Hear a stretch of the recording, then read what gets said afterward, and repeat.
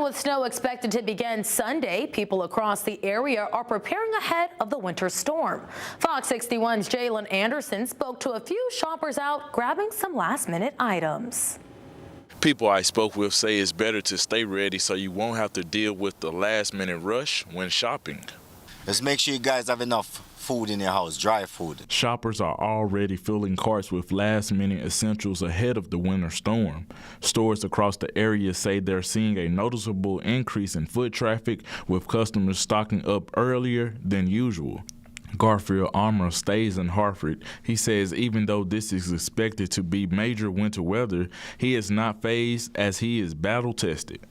Well, I'm not feeling too much crazy about it because I've been through a lot of snow blizzard before, you know. We had one in '95 where we had 15 states shut down, so a lot of people have to keep in reminder that we just need power, and we got water, and we got gas, we still can survive.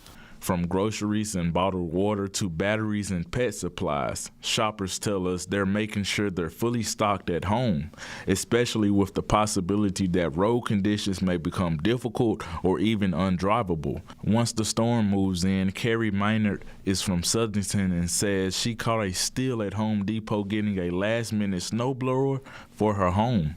Well, my thought process should have been to be a lot earlier because I did wait to the last minute, like I'm sure we all do. But thankfully, I came in tonight and they had one that was canceled. So I came right in at the right time. They loaded it up for me and out the door I go. Very excited. And when offering advice for those out there facing a first winter storm, they say, well, basically all I can say, make sure you have enough supplies inside your home. Don't wait to the last minute like I did. The stores are crazy, the traffic is crazy, but I hope everyone stays safe.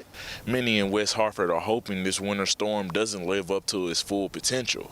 In Hartford, Jalen Anderson, Fox 61.